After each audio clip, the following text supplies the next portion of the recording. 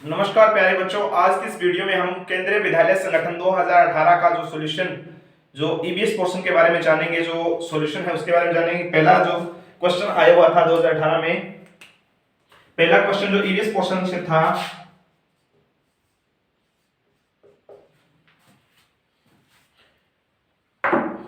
पहला क्वेश्चन जो ईवीएस का था, उष्णकटिबंध निम्नलिखित में से किन अक्षांशों के बीच स्थित होता है। सबसे पहले अगर हम अर्थ को एक वृत्त की शेप में माने, अक्षांश रेखाएं क्या होती है, जो वृत्त पर लेटी हुई लाइन होती है उनको अक्षांश कहते हैं, जो खड़ी लाइन होती है उनको देशांतर कहते हैं। अगर हम अक्षांश की बात करें, ये 0 डिग्री देशांत अक्षांश है। अगर हम उत्तरी अक्षांश में बात करें 23.5 डिग्री देशांत अक्षांश, और दक्षिण में बात करें 23.5 डिग्री अक्षांश, 66.5 डिग्री अक्षांश, और उत्तर में अगर हम बात करें 66.5 डिग्री उत्तर। जो 23.5 डिग्री उत्तरी अक्षांश है उसको कर्क रेखा कहते हैं, और 23.5 डिग्री जो दक्षिण में अक्षांश है उसको मकर रेखा कहते हैं। इंग्लिश में इसको कहते हैं ट्रॉपिक ऑफ कैंसर। इसको कहते हैं ट्रॉपिक ऑफ कैप्रिकॉर्न।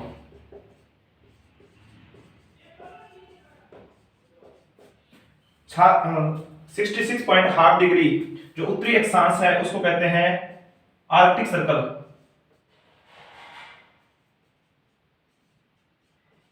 आर्कटिक वृत्त कहते हैं।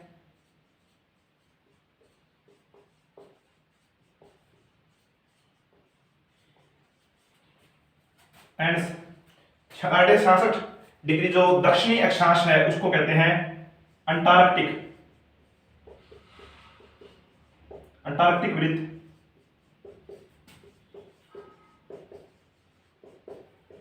टिक सर्कल। जो हमारा क्वेश्चन था, उष्णकटिबंध निम्नलिखित में से किन अक्षांशों के बीच में स्थित है। उष्णकटिबंध में ऑप्शन नंबर 1 था 23.5 उत्तरी और 23.5 दक्षिणी अक्षांश के बीच में जो भी अक्षांश रेखाएं होती है तो उसको उष्णकटिबंध कहा जाता है।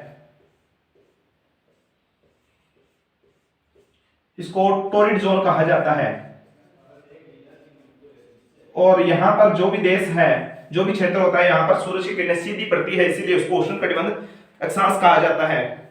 तो ऑप्शन नंबर 1 सही रहेगा। अगर हम कुल मिलाकर अक्षांशों की बात करें, क्वेश्चन इस बार आ सकता है कि कुल अक्षांशों की संख्या बताइए।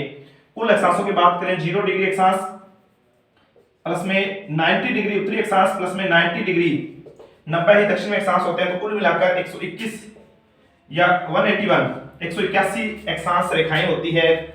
वृत्त पर 181 अक्षांश रेखाएं हैं। अगर हम देशांतर, इसी तरह है देशांतर रेखाओं की बात करें, जो खड़ी लाइन होती है उनको देशांतर कहते हैं। 0 डिग्री देशांतर प्लस में 180 पश्चिम में है और 180 पूर्व में है, तो कुल मिलाकर जो अक्षांश रेखाएं हैं वो तो हमारे पास 181 है, और जो देशांतर रेखाएं हैं वो 361 है। इस क्वेश्चन का जो ऑप्शन नंबर 1 सही रहेगा आपका। ऑप्शन नंबर 1 है 23.5 डिग्री उत्तर और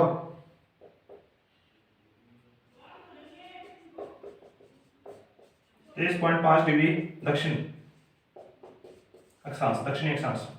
इसके बाद जो क्वेश्चन नंबर 2, भारत की जनगणना के अनुसार 2001 से 2011 के बीच निम्नलिखित में से प्रतिशतों में कौन सा दशकीय जनसंख्या वृद्धि। क्वेश्चन नंबर जो 2 था कि 2001 से लेकर 2011 के बीच में जो जनसंख्या में वृद्धि हुई है वो कितने % हुई है। अगर हम सेंसस या जनसंख्या की बात करें, जनगणना की बात करें, वो हर 10 साल बाद में होती है। जो सेंसस होनी थी 2021 में होनी थी, ड्यू टू कोरोना वो नहीं हो पाई। अभी जून 2023 में इसकी जनगणना होगी। जनगणना एक महत्वपूर्ण टॉपिक है केवीएस के लिए। पिछली बार इससे रिलेटेड 4 क्वेश्चन आए थे। अगर हम देखें को भारत की जनगणना के अनुसार 2001 से 2011 के बीच निम्नलिखित प्रतिशतों में कौन सा दशकीय जनसंख्या वृद्धि दर है। 2001 से 2011 के बीच में जनसंख्या कितने % बढ़ी है। अगर हम इसका ऑप्शन नंबर 1 रहेगा 16.64%, 17.64, तीसरा ऑप्शन है 18.25%। ऑप्शन नंबर 1 है हमारा 16.64%, ऑप्शन नंबर बी है 17.64%, ऑप्शन नंबर सी है 18.25%। 18.25% एंड ऑप्शन नंबर डी रहेगा हमारा 19.34%। तो इसका जो करेक्ट आंसर रहेगा ऑप्शन नंबर बी। जो जनसंख्या वृद्धि दर क्या होती है कि जो कुल जनसंख्या है उसमें 100 में 2001 से 2011 के बीच में जो जहां मान लो एक स्थान है वहां 100 लोग थे तो कुल मिलाकर या 1000 लोग थे तो वहां 17.64% की बढ़ोतरी हो चुकी है। तो कुल मिलाकर अप्रोक्सीमेटली 118 लोग हो चुके हैं। 2001 से 2011 के बीच में जनसंख्या वृद्धि दर रही थी 17.64%। आपका ऑप्शन नंबर बी सही रहेगा। इसके बाद जो एक क्वेश्चन और है वो ही जनगणना से रिलेटेड 2011 जनगणना के अनुसार निम्नलिखित अंकों में से भारत के जनसंख्या घनत्व को कौन दर्शाता है। अब सबसे पहले पॉपुलेशन डेंसिटी के बारे में जानते हैं कि जनगणना घनत्व क्या होता है कि प्रति किलोमीटर में जितने लोग निवास करते हैं उसको 1 किलोमीटर में कितने लोग रहते हैं उसको जनसंख्या घनत्व कहते हैं। टोटल अगर जनसंख्या घनत्व का फार्मूला देखें, टोटल पॉपुलेशन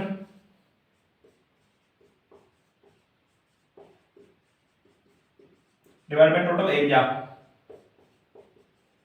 कुल जनसंख्या को कुल क्षेत्रफल से भाग कर दें कि कुल जनसंख्या को किसी भी एरिया में कितनी जनसंख्या रह रही है और उसका एरिया कितना है,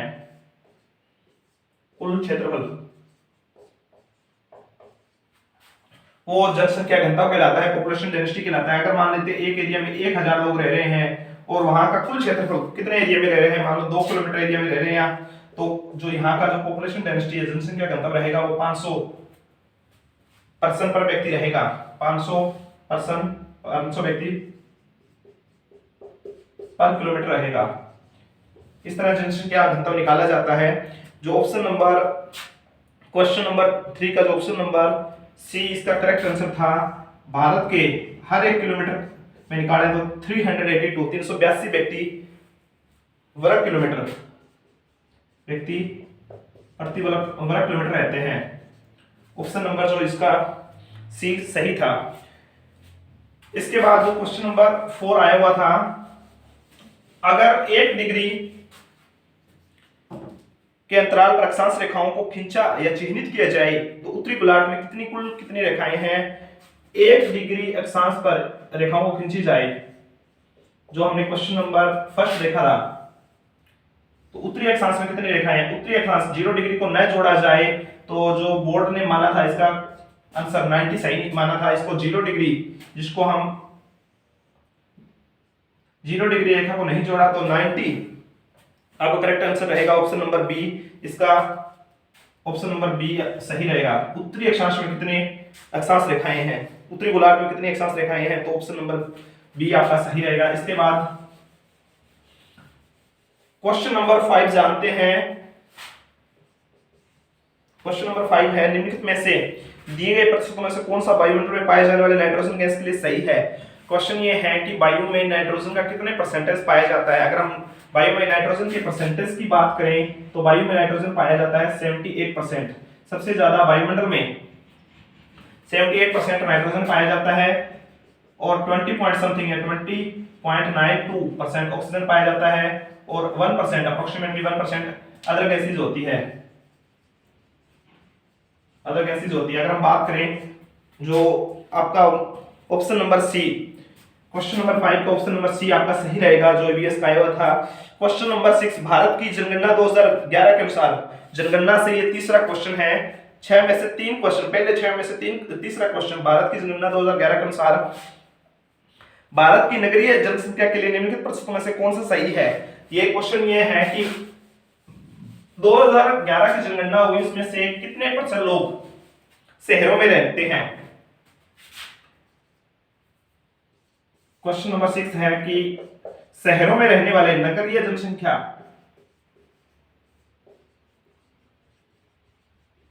की अगर हम बात करें तो ऑप्शन नंबर 1 था हमारा 25.58%।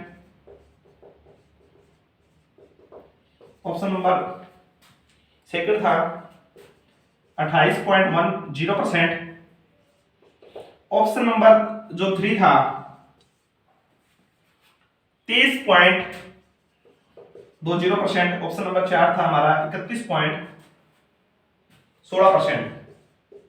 2011 की जनगणना की बात करें तो नगर में, शहरों में रहने वाले लोग थे हर 100 में से 31 लोग शहरों में रहने वाले थे। अगर इस बार आ सकता है ग्रामीण, क्योंकि 2021 की जनगणना नहीं हुई है तो 2011 को हमें रिपीट करना है। ग्रामीण जनसंख्या की बात करें, अगर हम 100 में से इसको माइनस करेंगे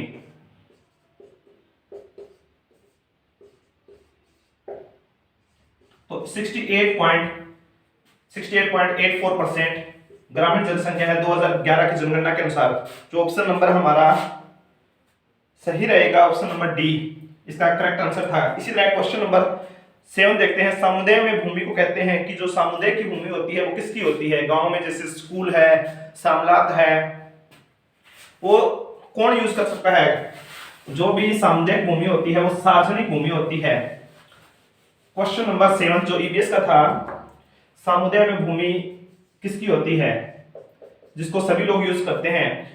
ऑप्शन नंबर 1 था सार्वजनिक संपत्ति संसाधन, जिसको सभी लोग यूज कर सकते हैं। निजी मतलब एक बंदे का अधिकार होता है। सरकारी संपत्ति संसाधन सरकारी होती है, उस पर सरकार के मुआयदे ही अधिकार रखते हैं। गैर सरकारी संस्थान एनजीओ, गैर सरकारी संस्थान नॉन गवर्नमेंटल ऑर्गेनाइजेशन, जो समुदाय में भूमि होती है वो सार्वजनिक संपत्ति संसाधन होता है। जो क्वेश्चन नंबर 7 था उसका आंसर रहेगा ऑप्शन नंबर 1 सही रहेगा, सार्वजनिक संपत्ति संसाधन, सार्वजनिक संपत्ति संसाधन।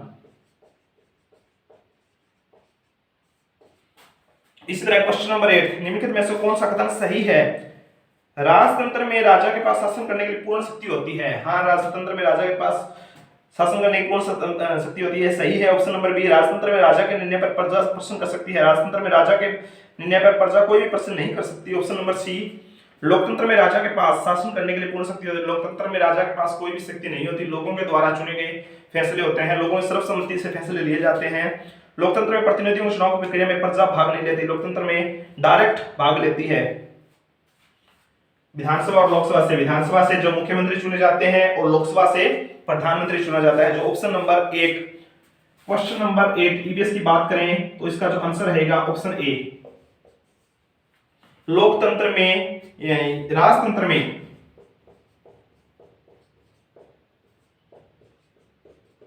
राजा के पास,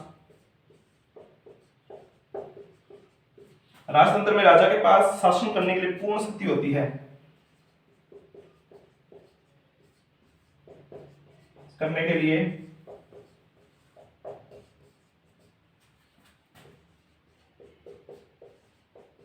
पूर्ण शक्ति होती है। ऑप्शन नंबर ए आपका सही रहेगा। इसी तरह क्वेश्चन नंबर 9 देखते हैं हम।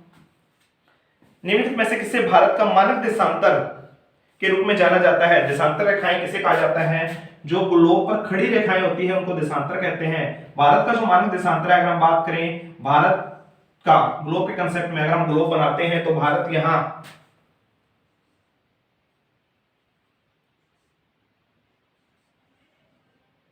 तो भारत उत्तरी पूर्व में, उत्तर पूर्व में स्थित देश है हमारा। अगर हम इसको देशांतर के रूप में बांटे तो भारत का देशांतर जो बीचों बीच में गुजरता है तो ऑप्शन नंबर 1 है हमारा। ऑप्शन नंबर जो 1 रहेगा 80 डिग्री पूर्व, 80 डिग्री पूर्वी देशांतर ऑप्शन नंबर 1 है 80 डिग्री पूर्व। ऑप्शन नंबर बी है 82.5 डिग्री पूर्व। ऑप्शन नंबर सी रहेगा 85 डिग्री पूर्व। ऑप्शन नंबर डी रहेगा हमारा 87.5 डिग्री पूर्व। तो इसका अगर हम करेक्ट आंसर देखें, करेक्ट आंसर रहेगा हमारा जो भारत का देशांतर है वो कहां से, अगर हम भारत का पश्चिम से पूर्व देखें तो 67.5 से लेकर अप्रोक्सीमेटली 97.25। तो इन दोनों के बीच में जो रेखाएं गुजरती है उसको देशांतर कहते हैं। तो जो भारत का देशांतर है वो होता है 82.5 डिग्री पूर्वी देशांतर। भारत का जो देशांतर है वो 5 राज्यों से होकर गुजरता है। जो नेक्स्ट क्वेश्चन रहेगा, अगर हम राज्य की बात करें, उत्तर प्रदेश, मध्य प्रदेश, झारखंड,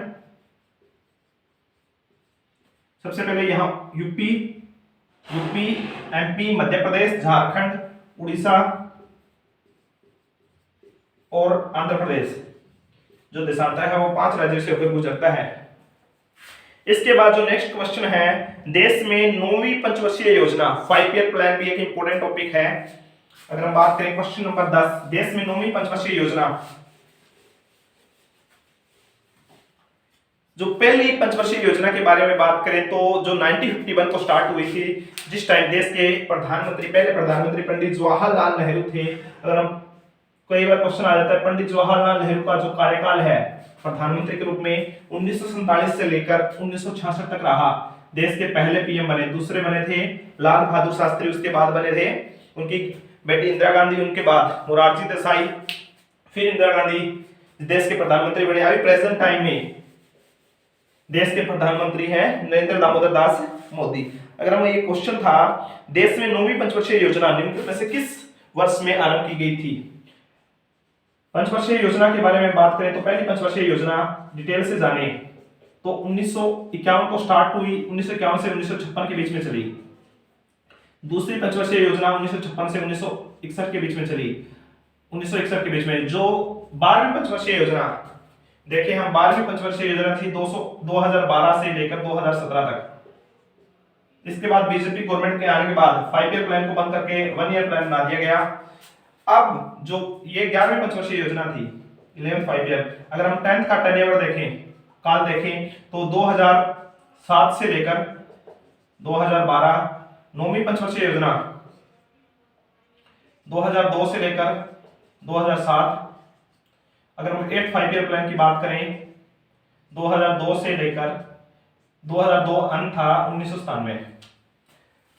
क्वेश्चन पूछा हुआ है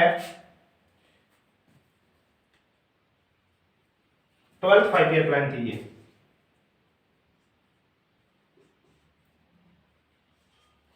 अगर अब क्वेश्चन पूछा हुआ है 9वीं पंचवर्षीय योजना किस वर्ष आरंभ हुई थी? आरंभ होने का टाइम की बात करें 1997, तो ऑप्शन नंबर इसका जो ऑप्शन 1 है 1995, 1996, 97। जो आरंभ होने का काल है 1997, तो ऑप्शन नंबर सी आपका करेक्ट आंसर रहेगा।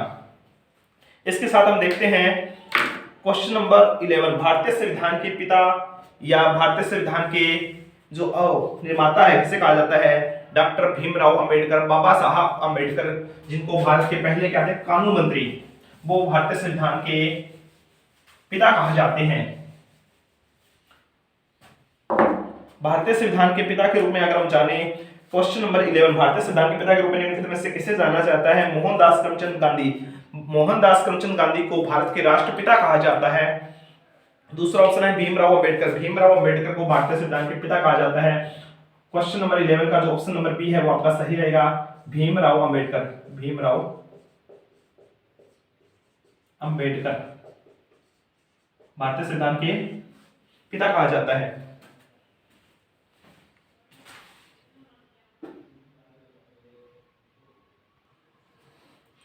नेक्स्ट क्वेश्चन, क्वेश्चन नंबर जो 12 है, सीढ़ीदार खेती निम्नलिखित में से किन क्षेत्रों में की जाती है?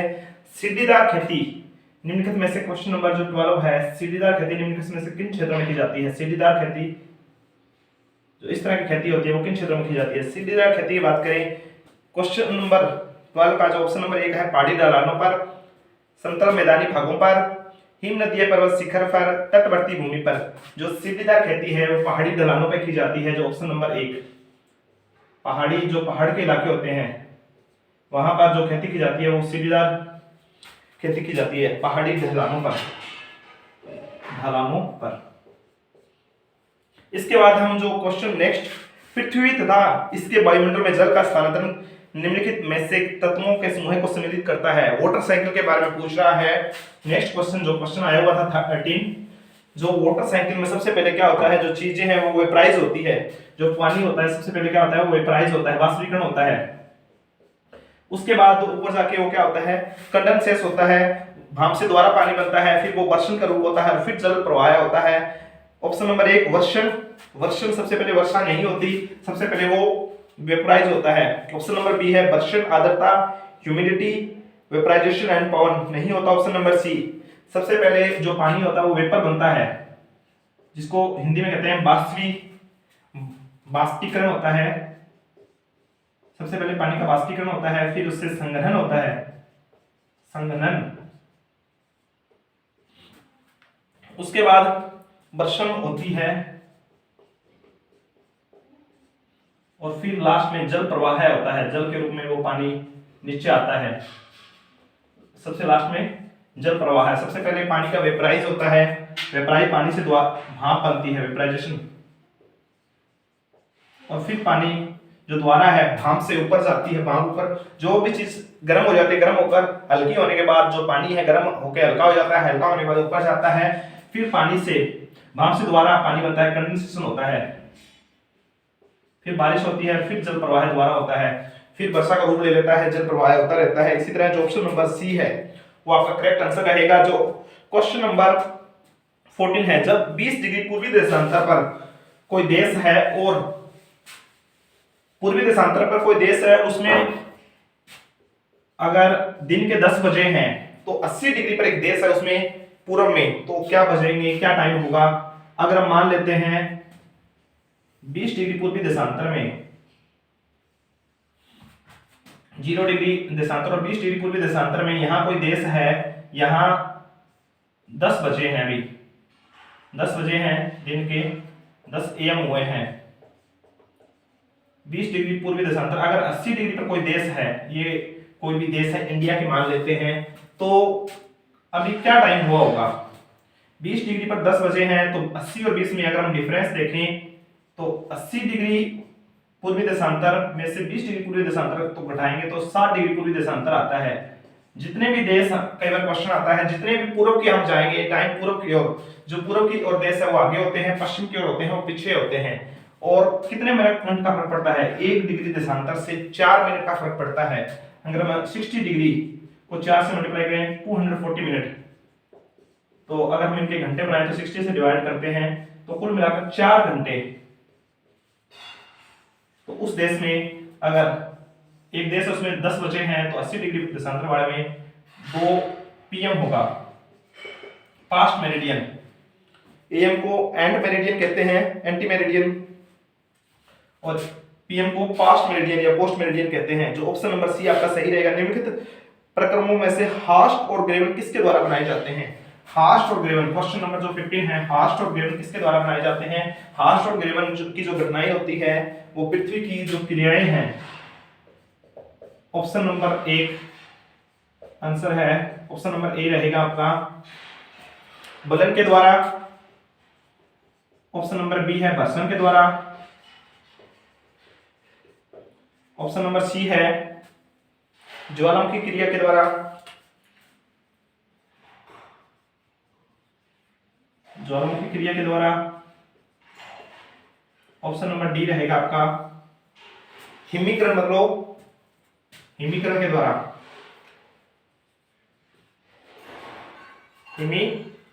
हिमानीकरण, हिमानीकरण क्या होता है? बर्फ के पहाड़ बनना, हिमानीकरण या बर्फ के द्वारा। जो हास्ट और ग्रेवन की जो प्रक्रियाएं होती है वो घर्षण के द्वारा होती है। ऑप्शन नंबर बी आपका सही रहेगा। इसके साथ नेक्स्ट क्वेश्चन देखते हैं, क्वेश्चन नंबर 16। सार्वजनिक स्वास्थ्य सेवा तंत्र निम्नलिखित में से कौन सी एजेंसी चलाती है?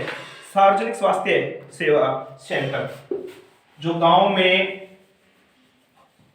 PHC होता है, फिजिकल हेल्थ सर्विस, जो हॉस्पिटल होते हैं वो किसके द्वारा चलाए जाते हैं? सार्वजनिक स्वास्थ्य कम्युनिटी जो हॉस्पिटल होते हैं वो किसके द्वारा चलाए जाते हैं? तो ऑप्शन नंबर 1 है हमारा निजी चिकित्सा संस्थान, किसी एक बंदे का अधिकार होता है, गैर सरकारी NGO के द्वारा होता है, व्यवसायिक चिकित्सक कार्य के व्यवसाय के लिए होता है। ऑप्शन नंबर बी है सार्वजनिक एजेंसियां, जो सार्वजनिक स्वास्थ्य सेवा वाली एजेंसी होती है वो सार्वजनिक एजेंसियां ही चलाती है, सार्वजनिक एजेंसी, सार्वजनिक। अगर हम बात करें ऑप्शन नंबर बी आपका सही रहेगा। ऑप्शन नंबर बी है सार्वजनिक एजेंसी।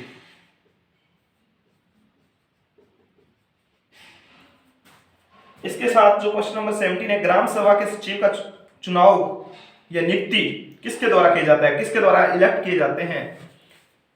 ग्राम सभा के सदस्य के द्वारा, गांव के सदस्य के द्वारा, ग्राम सेवक या ग्राम सचिव होता है। ग्राम वार्ड के द्वारा, ग्राम पंचायत के द्वारा, सरकार द्वारा जो ग्राम सभा के लिए सचिव जो ग्राम सेवक होता है उसकी नियुक्ति सरकार द्वारा नियुक्ति होती है, उसकी एक बकायदा एग्जाम के द्वारा। क्वेश्चन नंबर जो 17 है उसका जो आंसर रहेगा ऑप्शन नंबर डी।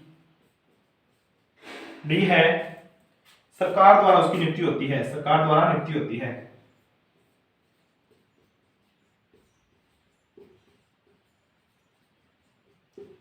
सरकार द्वारा नियुक्ति की जाती है। ऑप्शन नंबर डी आपका सही रहेगा। क्वेश्चन नंबर 18, 2011 की जनगणना के अनुसार निम्नलिखित में से लिंग अनुपातों में भारत के लिए कौन सा सही है? लिंग अनुपात क्या होता है कि 1000 लड़कों पर कितने लड़कियों की संख्या है, 1000 मेल पर कितनी फीमेल है, उसको लिंग अनुपात कहते हैं। भारत में 2011 की जनगणना के अनुसार, जनगणना से ये चौथा क्वेश्चन है। पहला ऑप्शन है 910 स्त्रियां 1000 पुरुष पर, 920 स्त्रियां 1000 पुरुषों पर, 940 स्त्रियां 1000 पुरुषों पर, 980 स्त्रियां 1000 पुरुषों पर। जो अगर हम बात करें क्वेश्चन नंबर 18 की, 2011 के अनुसार भारत का लिंग अनुपात पूछा है। लिंग अनुपात की बात करें तो 943 जो स्त्रियां थी प्रति 1000 पुरुष थी, और ऑप्शन नंबर जो इसमें सी दिया हुआ है 940 स्त्रियां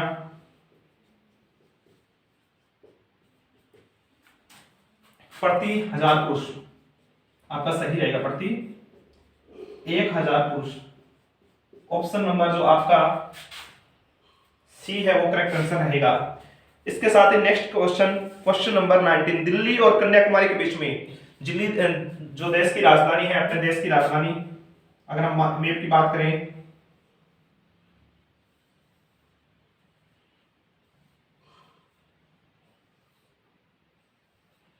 दिल्ली और कन्याकुमारी, दिल्ली यहां है हरियाणा के पास और कन्याकुमारी है तमिलनाडु के पास। दिल्ली और कन्याकुमारी के बीच में ट्रेन सेवा, रेलगाड़ी आरंभ करने के लिए निम्नलिखित सरकारी संस्थानों में से किसके पास अधिकार है? स्थानीय सरकार, राज्य सरकार, केंद्र सरकार, गैर सरकारी संगठन। तो जो ऑप्शन नंबर सी रहेगा, जो रेलवे डिपार्टमेंट है, देश का सबसे ज्यादा बेरोजगारी मिटाने वाला या इनकम देने वाला जो संस्थान है उसको रेलवे डिपार्टमेंट है। और जो ऑप्शन नंबर सी है वो किसके द्वारा कंट्रोल किया जाता है? सेंट्रल गवर्नमेंट के द्वारा, केंद्र सरकार। Option number C. छोटे भूखंडों पर साधारण उपकरणों द्वारा अधिक श्रम के साथ मैदानी में खेती करने वाले किसानों का निम्नलिखित में से कृषि के प्रकारों में से किस में वर्गीकृत किया जाता है? छोटे, मान लो किसी के पास भूमि का छोटा सा टुकड़ा है तो वो अपने परिवार के लिए सिर्फ गहन जीविका कृषि, अपने परिवार के लिए सिर्फ भरपोषण आदिम जीविका कृषि। वाणिज्यिक कृषि, वाणिज्य कृषि वो होती है जिसमें हम व्यापार भी कर सकते हैं, बेच भी सकते हैं अनाज को। स्थानांतरित कृषि, एक स्थान से दूसरे स्थान पर चले जाना। जो क्वेश्चन नंबर 20 था ईवीएस में, अगर इसकी सॉल्यूशन की बात करें तो ऑप्शन नंबर बी, गहन जीविका कृषि, गहन जीविका कृषि। ये जो हमारे क्वेश्चन थे 20 जो ईवीएस सेक्शन में आए हुए थे। अगर आपको वीडियो अच्छी लगी है, सॉल्यूशन अच्छी लगी है तो चैनल को लाइक शेयर और सब्सक्राइब करें। आगे ऐसे ही सभी सब्जेक्ट के आपको सॉल्यूशन मिलते रहेंगे। Thank you.